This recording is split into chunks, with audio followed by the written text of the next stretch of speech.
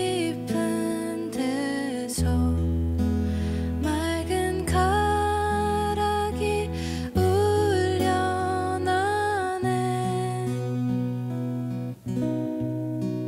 하늘 곡조가 언제나 흘러나와 내 영혼을 고이 싸네.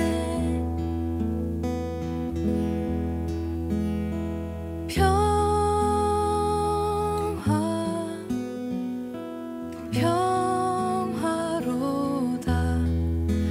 하늘 위에서 내려오네.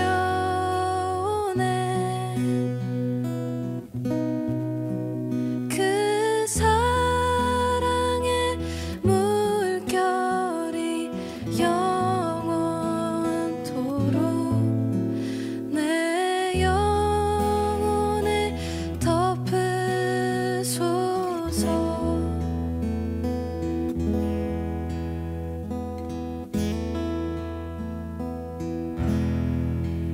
내 영혼의 평화가 넘쳐나는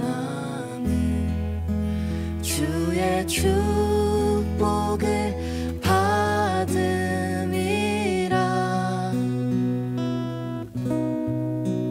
내가 주야로 주님과 함께 있어 내 영혼이 편히 쉬네. 이 땅 위에 험한 길 가는 동안 참된 평화가 어디 있나.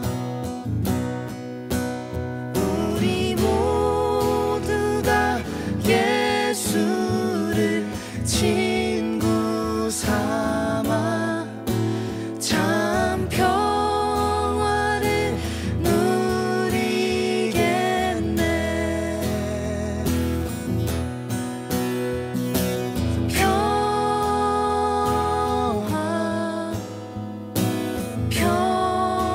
평화로다.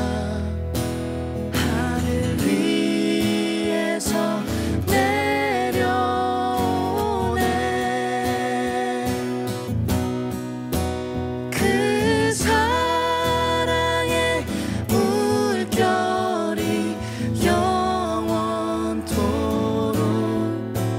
내 영혼을 덮으소서.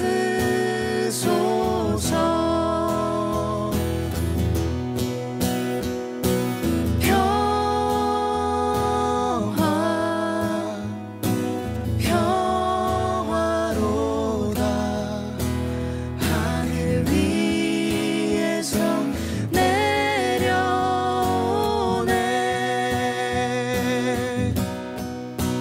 그 사랑의 물결이 영원토록 내 영혼을 덮으소서.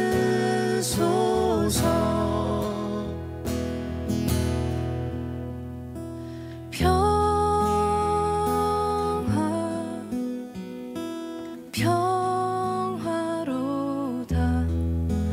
하늘 위에서 내려오네.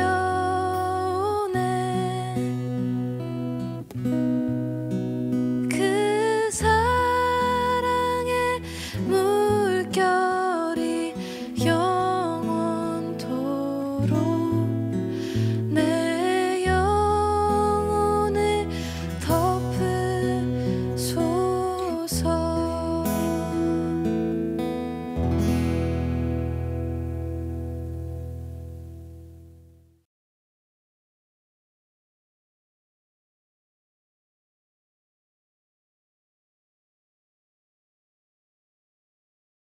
우리 하나님 말씀 우리 보도록 하겠습니다. 사도행전 1장 8절 말씀입니다. 사도행전 1장 8절 한 절을 한 목소리로 우리 합독하겠습니다. 오직 성령이 너에게 임하시면 너희가 권능을 받고 예루살렘과 온 유대와 사마리아와 땅끝까지 이르러 내 증인이 되리라 하시니라. 아멘. 오늘 우리 2월 16일 금요일입니다. 말씀의 제목은 237의 실제 구성, 237의 실제 구성. 그리고 저와 여러분이 이번 주 받은 우리 강단의 말씀의 제목은 구세주와 심판주가 되신 그리스도입니다. 캄캄한 곳에 빛이 비치면 캄캄함은 사라지는 거죠. 사단과 마귀, 귀신, 약한 영들을 보고 흑암이라고 합니다. 그 흑암 가운데 그리스도의 빛이 비춰지면 어떻게 될까요? 흑암은 물러가게 되어 있습니다. 영적인 원리도 마찬가지인 겁니다. 그래서 그리스도의 빛이 비치면 흑암은 사라지고 물러가는 겁니다. 그래서 우리는 그것을 인지하고 그것을 믿고 기도하는 겁니다. 무엇이 임하도록요? 예수님의 빛이, 그리스도의 빛이 임하도록, 재창조의 빛이 임하도록, 창조의 빛이, 생명의 빛이, 그리스도의 빛이 임하도록 기도해야 되는 겁니다. 예수님을 믿는 사람들을 잡아두고 또 죽이는 일에 앞장섰던 사람이 사울이었죠. 피박자였습니다. 그것이 또 본인의 신앙의 기준에서 옳은 일이라고 생각을 하고 열심을 다하여 율법에 위배되는 기독교인들을 잡는 일에 최선을 다했던 핍박자였던 박해자였던 이 사울에게 주님이 직접 빛을 비추신 겁니다. 어떻게 됐죠? 여러분 잘 아시지 않습니까? 다메섹으로 가는 길에 여전히 살기가 등등했다라고 했어요. 그 다메섹으로 가는 길에 이 빛이 사울에게 비춰버린 겁니다. 그때 사울이 그렇게 얘기를 합니다. 주여 누구시옵니까? 그때 주님이 하신 말씀이 나는 네가 박해하는 예수라 라고 주님이 말씀하셨죠. 그 빛이 비추지니까 핍박자였던 이 사울이 생명건 전도자로 뒤바뀌는 일이 일어난 겁니다. 여러분 하나님이 하시면 주님이 하시면 거부할 수가 없는 거예요. 그죠? 불가항력적 은혜인 겁니다. 이 빛이 비치면 거부할 수 없어요. 나 은혜 그만 받을래요 라고 거부할 수 없는 그 은혜, 그 빛이 있는 거죠. 그래서 우리는 기도하는 겁니다. 여러분 우리 개인과 가정과 또 교회와 여러분 업과 현장에 이 빛이 비치도록 예수님의 빛이 비치도록 시편 18편 28절에 주께서 나의 등불을 켜시며 여호와 내 하나님이 내 흑암을 밝히시리로다.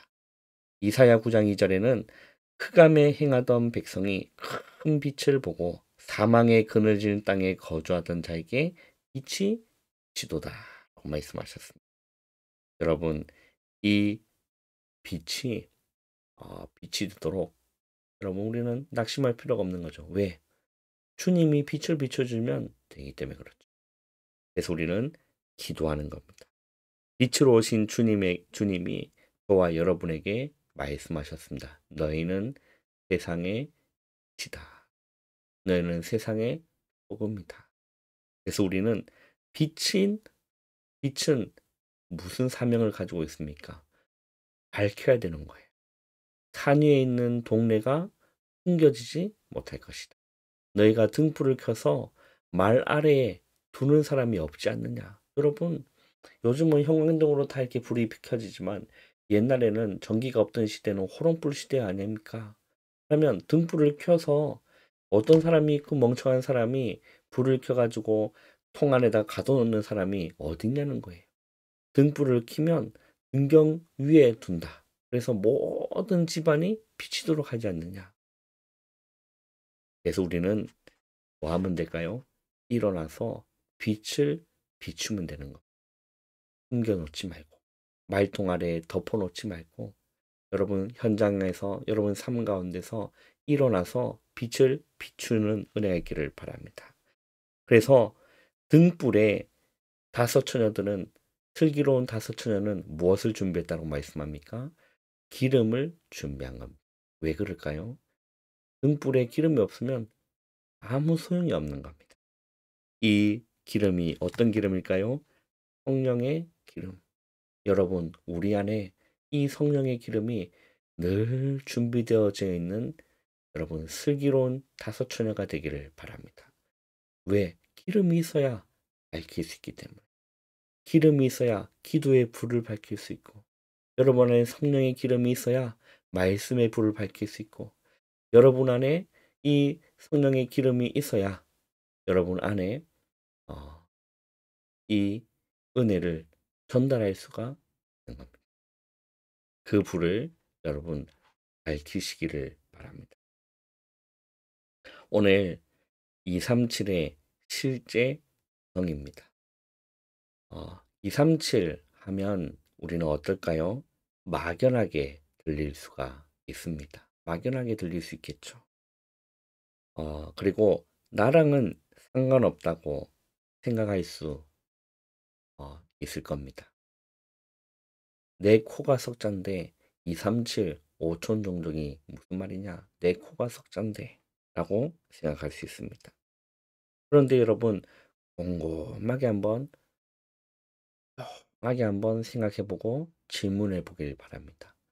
전도하지 않고 선교를 하지 않는다라면 교회의 역할이 무엇이겠습니까? 전도와 선교 이것이 아니면 교회의 역할이 뭐겠냐는 거예요. 그래서 큰 교회만 237하는 거 아니겠냐라고 생각할 수도 있겠죠. 그러면 그 생각을 가졌다라면 작은 교회에는 술 안 하는 흐름으로 갈 수밖에 없는 겁니다. 큰 교회만 하는 거지. 우리는 작은 교회니까 그렇지 않다라는 거예요. 그래서 여러분 기도 시작하면 되는 겁니다. 세 가지 뜰 준비하는 거예요. 세 가지 뜰이 무엇입니까? 이방인의 뜰, 기도의 뜰, 아이들의 뜰이에요. 여러분 교회에는 이 뜰이 있어야 되는 거예요. 그래서 여러분 지금부터 기도 시작해 보시길 바랍니다. 그리고 묵상해 보고 고민해 보길 바랍니다. 그거는 인본주의가 아니에요. 하나님의 뜻대로 하는 근심은 좋은 근심인 겁니다. 어떻게 하면 이방인이 올 수 있을까? 어떻게 하면 237이 올 수 있을까? 어떻게 하면 어, 어떻게 하면 누구나 와서 치유받을 수 있는 교회가 될 수 있을까? 어떻게 하면 우리 렘넌트를 키울 수 있을까? 이런 여러분 고민과 기도를 시작하면 됩니다. 돈이 들까요? 기도하고 고민하는 데는 돈이 들지 않습니다. 여러분 그 기도하고 그 잠깐 고민하는데 여러분 은혜가 될 수 있을 겁니다. 여러분 꼭 기도해 보시고 묵상해 보시고 고민해 봐야 됩니다. 왜냐하면 그릇을 준비해야만 뭐 할 수 있는 거죠? 담을 수가 있기 때문에 그렇습니다. 이방인이 오도록 누구나 치유받을 수 있도록 그리고 렘넌트를 키울 수 있도록 우리가 기도 속에서 고민하기를 바랍니다. 그러면서 세 가지를 우리 보도록 하겠습니다. 제한적 축복과 기도입니다. 이게 무슨 말일까요? 가장 중요하고 급한 것부터 하면 되는 거죠. 그걸 보고 제한적 집중이라고 하는 겁니다. 부수적인 게 필요한 게 아니에요. 많은 것들이 필요한 것이 아닙니다. 가장 중요한 게 무엇일까요? 그리고 가장 시급하고 급한 것이 무엇일까요? 그것을 하면 되는 겁니다. 그걸 집중하고 기도하는 거예요. 하나님의 뜻과 맞게 되면 오직 유일성 재창조의 응답은 오는 거죠. 두 번째입니다. 선택적 집중입니다. 여러분, 이게 또 무슨 말일까요? 응답이 오면 그것을 붙잡고 집중 기도하는 겁니다. 이것을 보고 선택적 집중이라고 하는 겁니다. 이유를 알기 때문에 어떤 조건도 핑계도 이유도 필요하지 않은 사람들이 모인 겁니다. 마가다락방이에요. 오로지 기도에 힘쓰는 사람들이 모인 거예요. 이들이 예수님이 하신 말씀을 언약으로 붙잡았는데 사도행전 2장에 마가다락방에 성령이 임하는 놀라운 큰 전무후무한 응답이 초대교회에 시작된 겁니다. 이것을 본 베드로가 집중했는데 안전뱅이가 일어나는 사건이 응답이 일어난 거죠. 세 번째입니다. 원넷의 축복, 원넷의 집중입니다. 이제 여러분 때문에 모든 것이 살아나게 되는 겁니다. 이 축복에 기도로 집중해야 되는 거죠. 하나님은 원넷을 가장 잘하는 바울을 세우셨고 세계를 향해 원넷을 잘하는 안디옥 교회를 세계 선교하는 교회로 하나님은 쓰신 겁니다. 세계 선교가 시작될 때 원넷 할 수 있는 중직자들을 부르신 거죠. 오늘 우리 본문처럼 오직 성령이 너에게 임하시면 너희가 권능받고 예루살렘과 온 유대와 사마리아와 땅끝까지 이르러 내 증인이 되리라 하시니라 라고 말씀합니다. 여러분, 내 안에 성령의 기름, 그 성령의 충만한 은혜 있으면 되는 겁니다.